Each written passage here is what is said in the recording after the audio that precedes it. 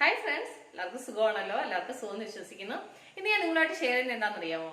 ഇന്നൊരു mutton fry ഉണ്ടാക്കിയാലോ. അപ്പോൾ നമുക്കത് എങ്ങനെ ഉണ്ടാക്കുന്നത് നോക്കാം. അതിനു മുമ്പായിട്ട് എൻ്റെ കൂട്ടുകാർ ആദ്യമായിട്ടാണ് എൻ്റെ വീഡിയോ ചാനൽ കാണുന്നതെന്നുണ്ടെങ്കിൽ പ്ലീസ് എല്ലാവരും ചാനൽ സബ്സ്ക്രൈബ് ചെയ്യണം കേട്ടോ. സബ്സ്ക്രൈബ് ചെയ്യണം, അതുപോലെ തന്നെ ബെല്ലൈക്കൻ പ്രസ് ചെയ്തിട്ട് ഓളന്ന് കൊടുത്താലും ഞാൻ ഡെയിലി ഇന്ന വീഡിയോ നോട്ടിഫിക്കേഷൻ കിട്ടത്തുള്ളൂ. അപ്പോൾ നമുക്കത് എങ്ങനെ ഉണ്ടാക്കുന്നത്, അതിന് വേണ്ടുന്ന സാധനങ്ങൾ എന്തൊക്കെയാണെന്ന് നോക്കാം.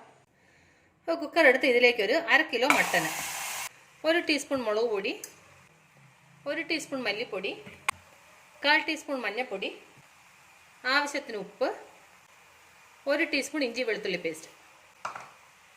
ഇത് ഇത്രയും കൂടെ നന്നായിട്ട് മിക്സ് ചെയ്യാം. മിക്സ് ചെയ്തതിന് ശേഷം ഇതിനകത്തേക്ക് ഒരു 1/4 ഗ്ലാസ് വെള്ളം ഒഴിച്ചു കൊടുക്കും. എന്നിട്ട് ഇത് നന്നായിട്ട് മിക്സ് ചെയ്യാം. എന്നിട്ട് ഇത് അടച്ച് വെച്ച് ഒരു 3-4 വിസിൽ അടുപ്പിച്ച് വേവിക്കും. അപ്പോൾ ഇത് ഇവിടെ നിന്ന് വേവട്ടെ. അപ്പം കുക്കർ ഒരു 3-5 വിസിൽ അടിച്ചിട്ടുണ്ട്. നമുക്ക് സ്റ്റൗ ഓഫ് ചെയ്യാം.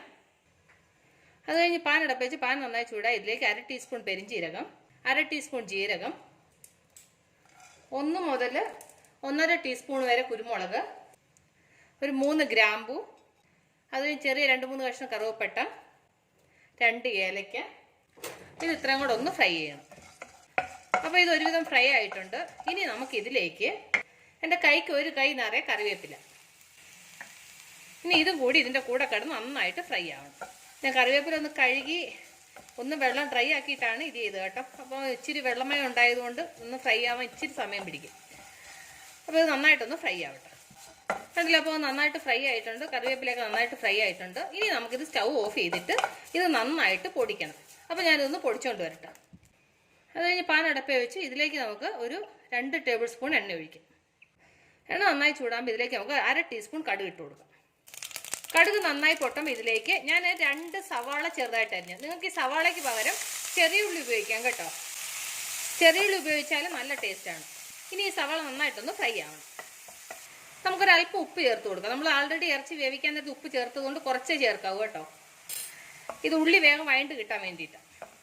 അപ്പോൾ ഇത് നന്നായിട്ടൊന്ന് ഫ്രൈ ആവട്ടെ. കണ്ടില്ല, അപ്പോൾ ഉള്ളി നന്നായിട്ട് ഫ്രൈ ആയിട്ടുണ്ട്. ഇനി നമുക്കിതിലേക്ക് നമ്മൾ വേവിച്ച് വെച്ചിരുന്ന മട്ടൻ ചേർത്ത് കൊടുക്കാം.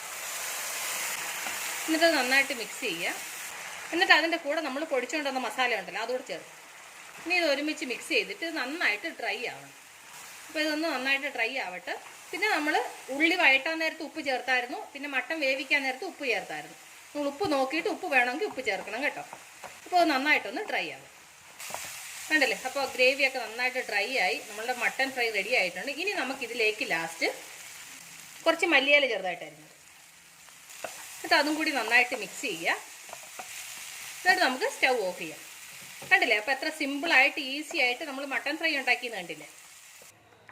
അപ്പോൾ എൻ്റെ കൂട്ടുകാർക്ക് ഞാൻ നിങ്ങളുമായിട്ട് ഷെയർ ചെയ്ത ഈ മട്ടൻ ഫ്രൈ റെസിപ്പി നിങ്ങൾക്ക് എല്ലാവർക്കും ഇഷ്ടപ്പെട്ടു കാണുമെന്ന് വിശ്വസിക്കുന്നു.